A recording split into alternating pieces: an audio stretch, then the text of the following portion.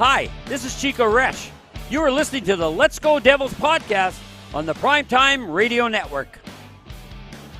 Happy Devils Saturday. This is Game Day Live, coming to you live from the Primetime Radio Studios in beautiful New Jersey. And somewhere in the Midwest where Vinnie Parise is coming from a St. Patrick's Day parade party. Streaming live on Facebook Live, YouTube Live, Twitter Live, and Twitch on the Let's Go Devils Network as the Devils are taking on the Montreal Canadiens tonight at the Bell Center in Montreal. We'll have it all for you. Hello, Vinny. Happy Devil Saturday to you. Happy Devil Saturday, Sam. I love coming off a huge win against the Washington Capitals on Thursday. It was a game that looked to be in doubt at times, and you weren't sure how it was going to go down. When they went down 1-0, they earned a lead and then blew it. Not blew it, but Dylan Strome, they made a nice play, that line of theirs in Washington. And when it gets to a shootout, you're always nervous. Like with the recent Devils, they haven't been good in shootouts in a long time, but guy who took a penalty in overtime, Timo Meier, you're like, oh no, he took another penalty, a really hard time to take a penalty. And then they kill it. They kill the last 40 seconds or whatever of the period to get it to a shootout, and Meier makes good by winning the Devils the game. So you come into this game against Montreal, who beat you last time you played them. They're one of the few losses the Devils have had in the last, 3 or 4 weeks. But they're on a little bit of a slide. It's a different team than the Devils faced last. But it's one of those things. People talk about trap games and whatnot, games you're supposed to win. You go into these, you got to play them just as hard as you would if you were playing the Rangers. So it should be a nice tilt tonight. I'm looking forward to it. Yeah, I mean, this is a big weekend, Vinny. I think Montreal is going to play the Devils tough. They beat them last time, right? Timo Meier, again, analytics looking good, but just got to clean up a couple of those miscues in late in the game, which, again, could cost you the game. It doesn't matter how hard you work and what kind of results you get, but if you're gonna finish with mistakes, they can end up costing you the game. So full 60 minutes we'd like to see out of Timo Meier, and you know what? It's going to take a little time, a little adjustment for Meier to get in the swing of things, but so far, all things considering, he's been playing pretty well. Then after the Montreal Canadiens, we got, like you said, we got the Carolina Hurricanes for that big division battle. Who are the Hurricanes playing today? They're playing a tough team today. Is it Vegas that they're playing today? So they're going to be coming off of the second half of a back-to-back, I believe. So did you confirm that, Vinny? I thought I saw that. Yeah. Vegas is in Carolina, so both teams will be coming off a back-to-back tomorrow. Yeah, and I think the Carolina Hurricanes and the New Jersey Devils match up well, pound for pound. I think the only thing that's really splitting the difference between the two are really shootout wins. Now with Timo Meier getting that shootout win last game, okay, all right, now the Devils are on a roll with that. But they got to take care of business tonight. I believe Akira Schmid is in net, and are they playing Vanacek tomorrow? That seems to be the logical choice.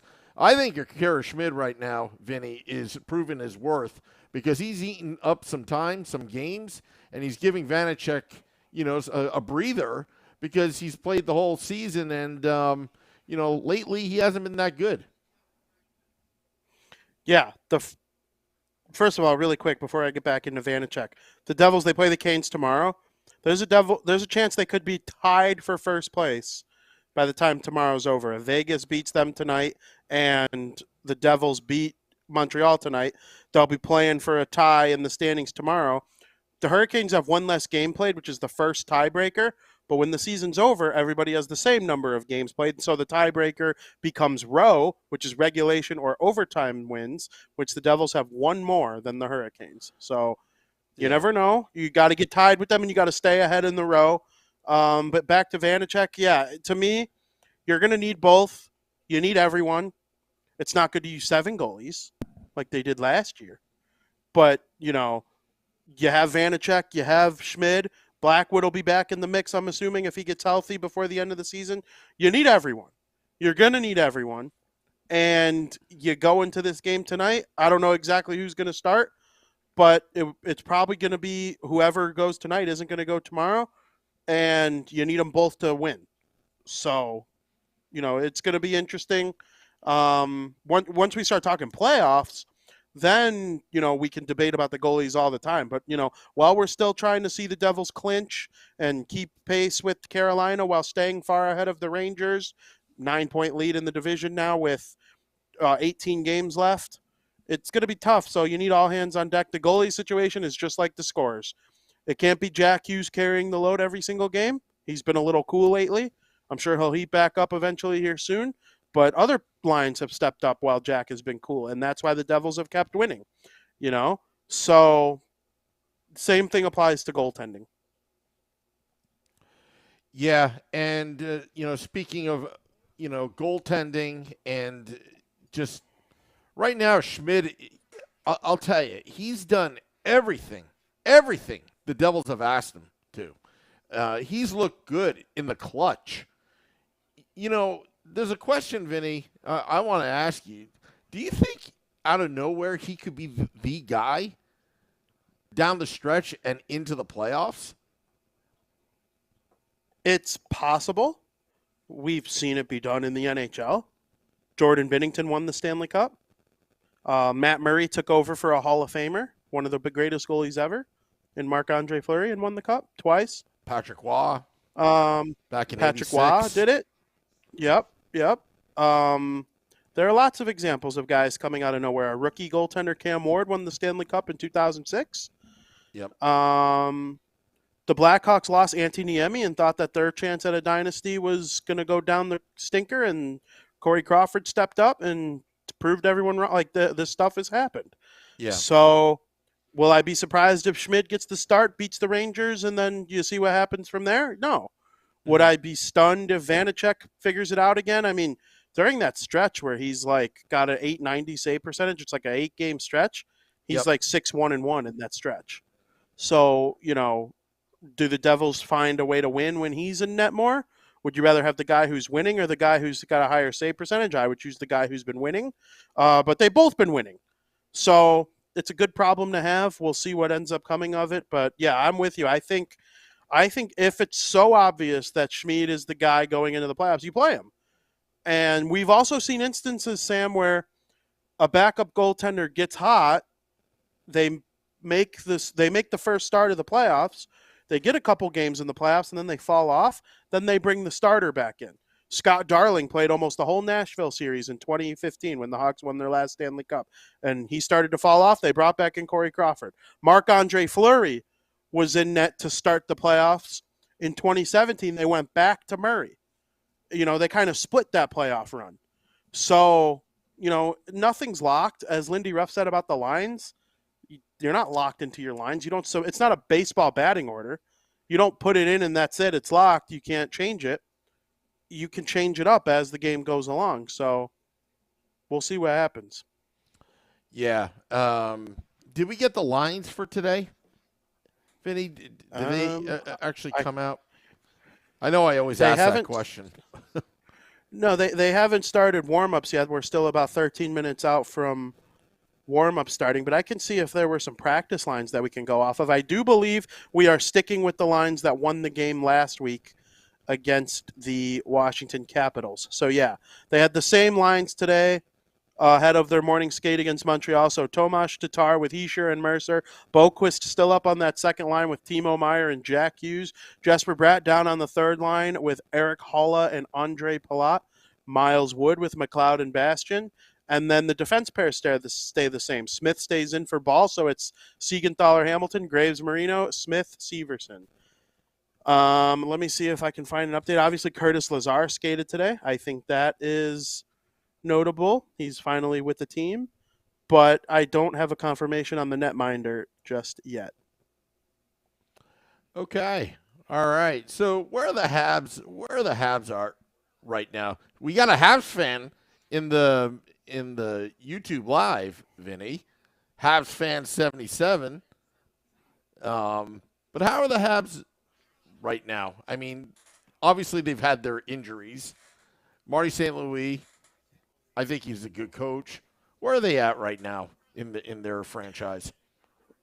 In my opinion, so they're 27th out of 32 in the standings right now.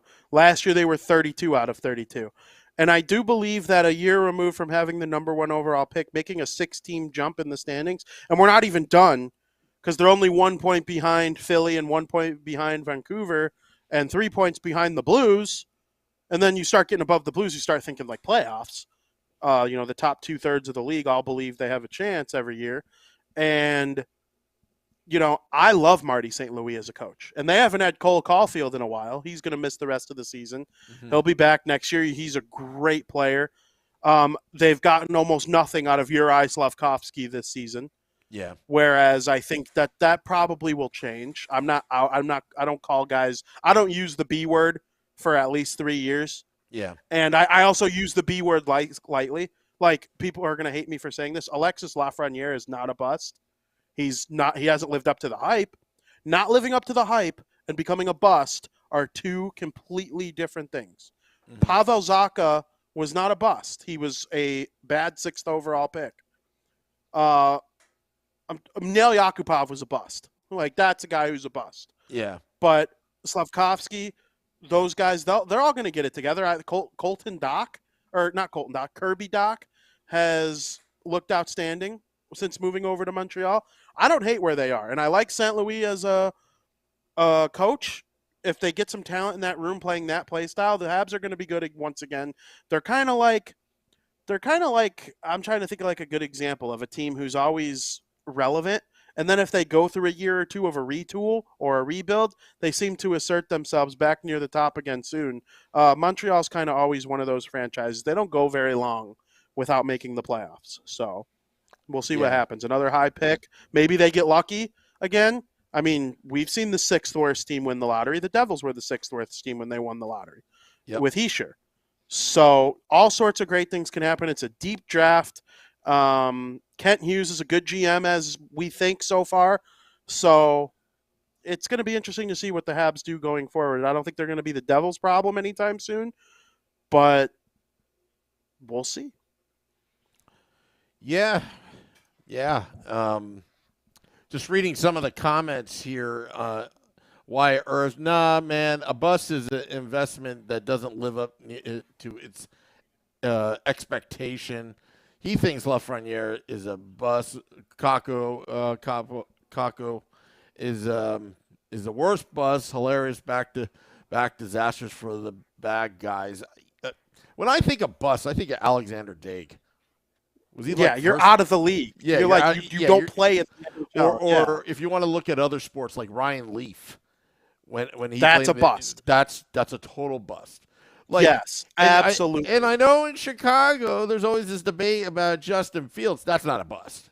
He's just developing. It takes time. No, Trubisky was a bust. He was out of there in 3 years, 4 years. But he's a backup quarterback. He's a backup quarterback. He's a backup quarterback. Yeah. I mean, you don't want a backup quarterback. That's a bust in my backup quarterback, 2nd overall. Yeah. I guess out of the league doesn't have to be like the end all be. In hockey, maybe though, you're not even good enough to be on a 4th line. I mean, that's like McLeod has carved out a role for himself.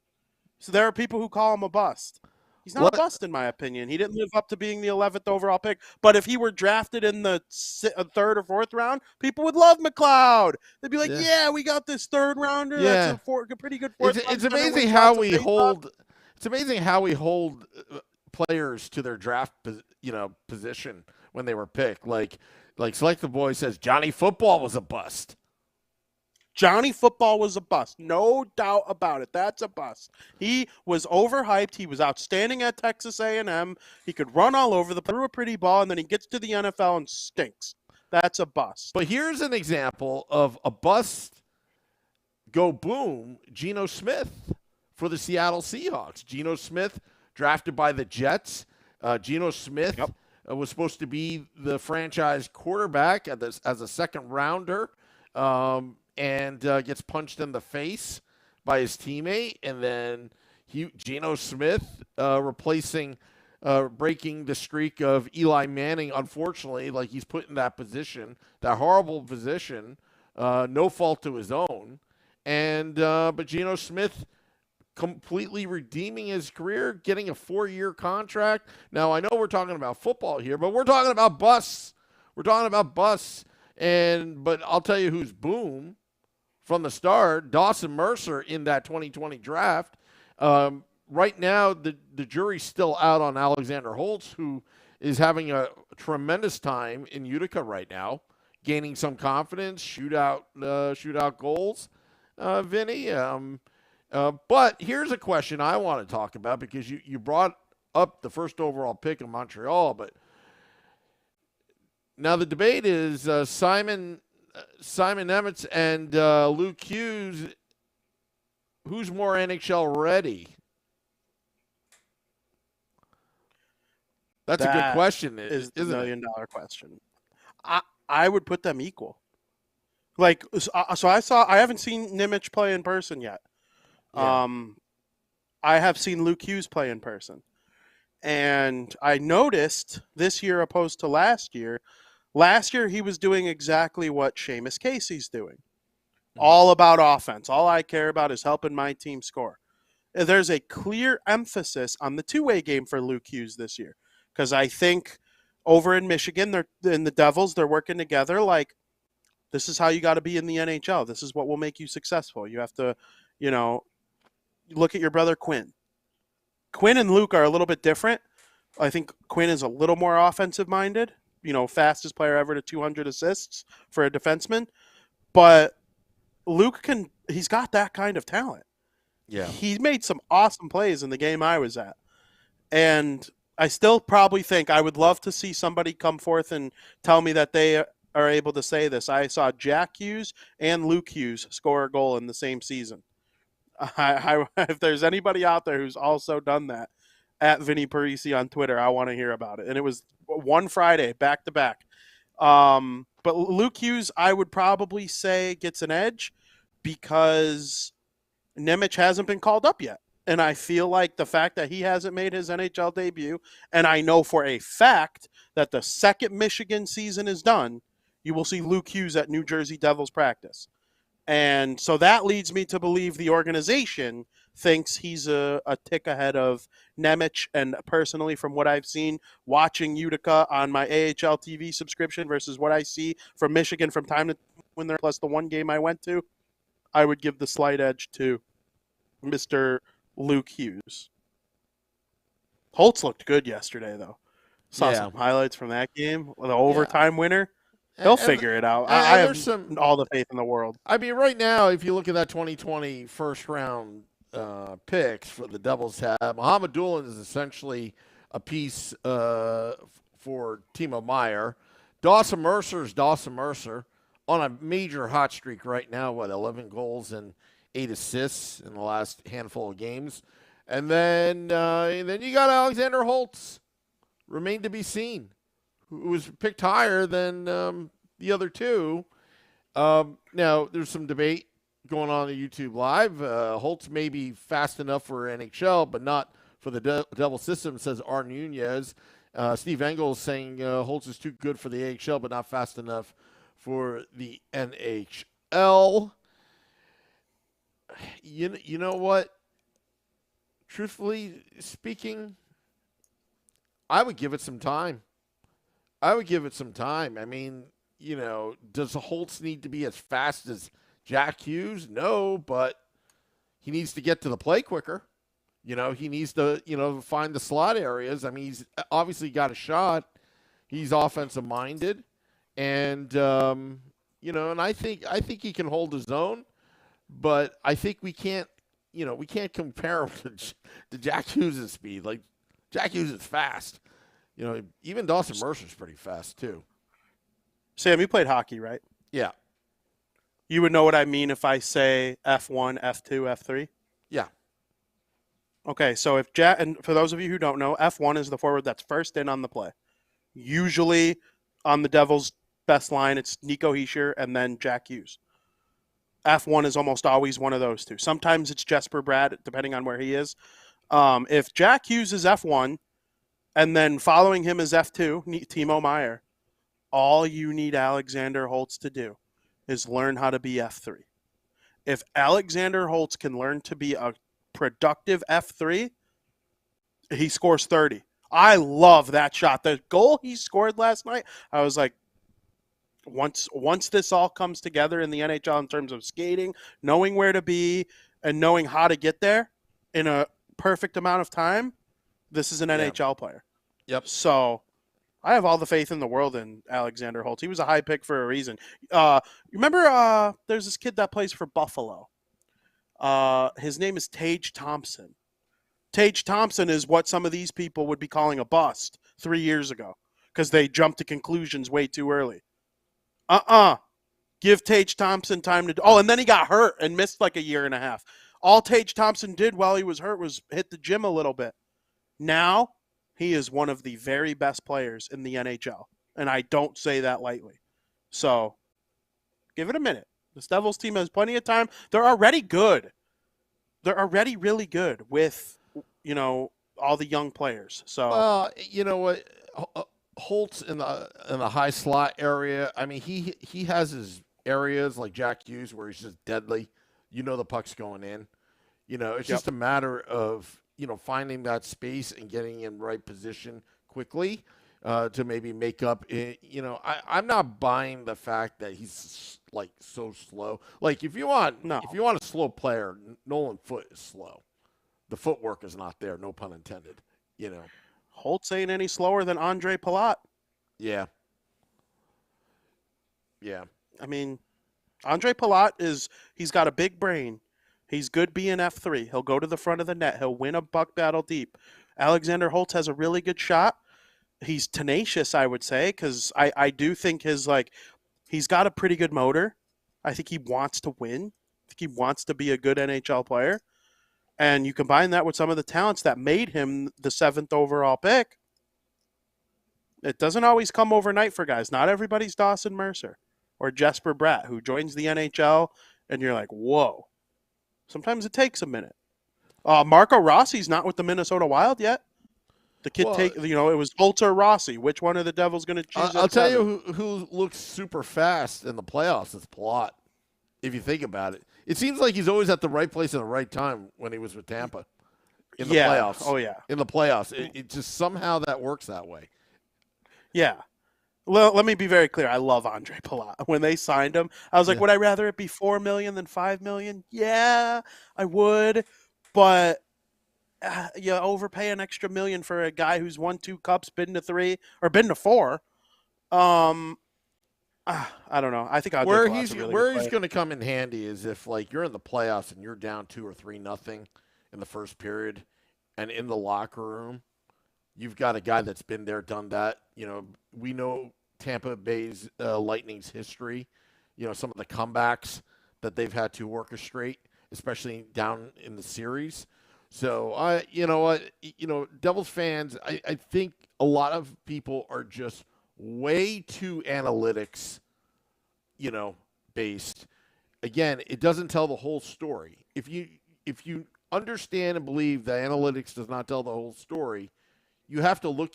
The eye test is the same as well. Sometimes the eye test can fool you as well. So you kind of have to make. There's the eye test, there's the analytics, and then there's the judgment call for Lindy Ruff.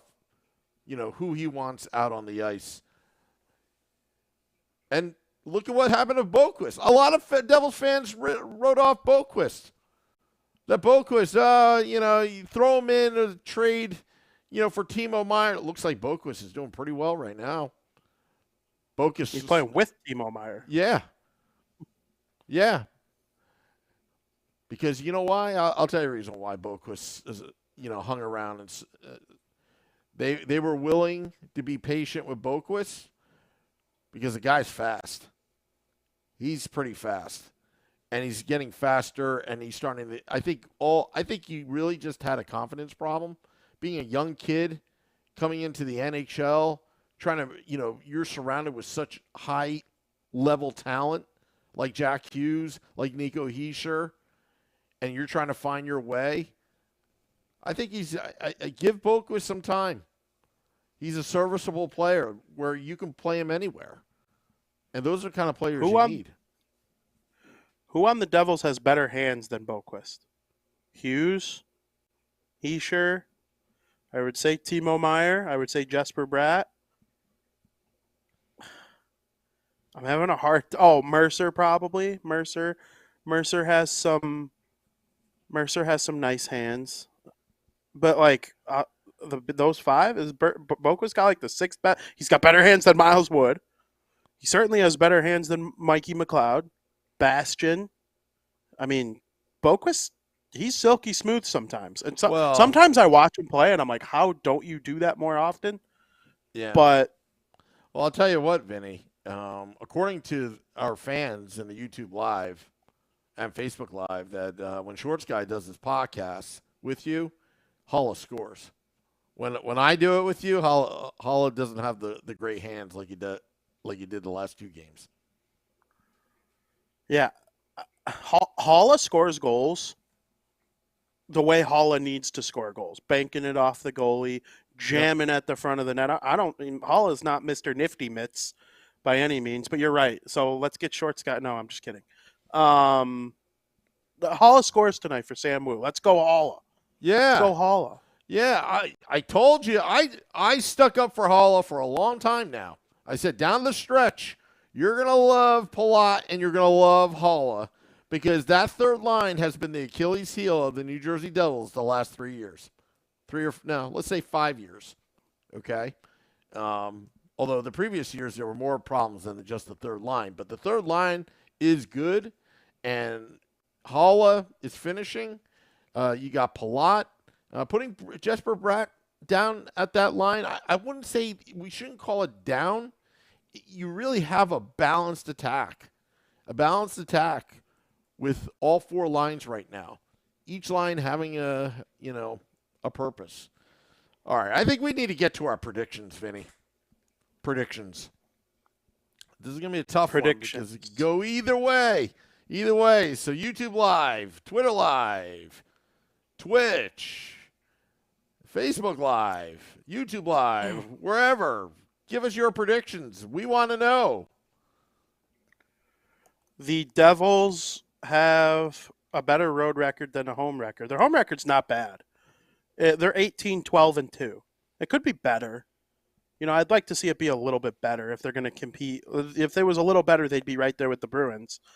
But their road record is just so stupendously good. That loss against Montreal, though, came at home. They're on the road where they're 24-4-4. They seem to be okay playing in Montreal every now and then. On my bucket list of stadiums I want to visit, by the way, is the Bell Center. Mm-hmm. I think the Devils are going to run away with this one.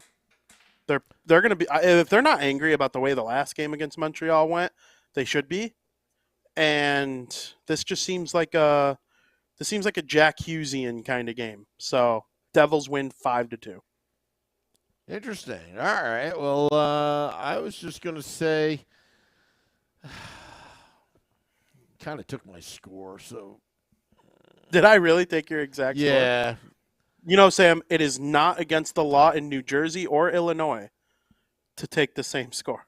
Yeah, but I have to beat you. So I'm going to go with R. Nunez, 5-4 Devils in overtime. I'm going to copycat R. Nunez on that one. I have to beat you. We're both like 1-59.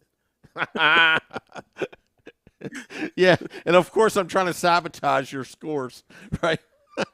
Yeah, you were. I would be 2-58 if it wasn't for you talking me out of that one score. I don't remember the exact game. I'd have to go back and watch the episodes, but yeah. Well, let's see. Ted says 6-3 Devils. Steve Engel 4-2 Devils. David K 5-2 Devils. Please subscribe to our YouTube channel. Let's go Devils. Shane Van Sickle says 5-3 Devils. Select the Boy says 4-2 Devils. Obviously, Art Nunez, 5-4 in OT. Ramona Rice, 5-2 Devils. So you have a great chance, Vinny. N2 Sky Dancer, 6-2 Devils. RME 6-3 Devils. Chris Margotti says 3-2 Devils. Ted says defense, please. I say Timo, no penalty. 5-2 Devils, says Stephen Murdoch. Yeah. You know what's funny, Sam? What's that? The Devils, I'm going to look it up right now. The Devils fans are going to think Timo Meier's this like penalty nut. He's like a Bing guy most years. I'm trying to think. Hold on, I'll find it. I know a quick way to find how many penalty minutes he has on the season. You just look at your fantasy app. It tells you all their stats right away. Timo Meier on the season has Pims 31 penalty minutes. He had 20-something before coming to the Devils. Not a penalty guy. Not a penalty. And he's got a fight. Yeah. He fought someone on the Bruins earlier in the year, which takes you out of the Lady Byng conversation. I meant that very loosely. What I meant was he doesn't take a lot of penalties. He doesn't. Out of 31 penalty minutes, 5 are from fighting, and 4 are the last 2 games with the Devils. So you take out 9 penalties in minors with the Sharks before coming to the Devils. That's not a lot. So don't expect Timo Meier. This is clearly I'm with a new team trying to figure out my place. I mean, he's got 31 penalty minutes. Yeah, that's not a lot at all. So. Yeah. Well, you know what? RME says maybe playing for the Devils brings out Timo's evil side. No, I just want to clean up. He just needs to clean up the game. David K says, I am subscribed, bud. Thank you, David K. Thank you. We always love subscribers. Also, thank you for downloading our podcast on all of our podcast pages, Google Podcasts, Apple Podcasts. I'm having a lot of fun on Twitter right now, Vinny. But anyway. Yeah, you are. Yeah. Someone just. You are. I'll send you the screenshot. It's funny. Meier has 6 minutes in penalties, so he's taken 3 minors with the Devils, and he had 20 minutes worth of minors with the Sharks all season. 31 all last season. 22, 42, 10. Like, his career is pretty unfilled with penalties. So that's going to get cleaned up. No penalties for him today. He scores a goal instead. I'm calling it. Let's go Timo Meier. Let's go Jack Hughes. Hischier. Let's get it done today. This is a big game. Yep. Big game. We'll be back after the game. Devils After Dark. Scotty of Sirius XM. Liquid Metal and I will recap the game that was. Also, remember, I'll be at American Whiskey tomorrow for Game Day Live, maybe Devils After Dark. The times will change. Springing forward, Vinnie Parise. I'm going to have to get some sleep tonight. But we'll be there. I mean, that's wild. Yeah. It's going to be, we're going to not get dark till like 7 now, which that means summer's coming. Let's go. Yeah, let's go. It's always great when you can wear your shorts and T-shirt going to a Devils game. It means either it's opening night or you're far in the Stanley Cup playoffs. Thank you all those tuning in. We'll see you after the game. Till next time, let's go Devils.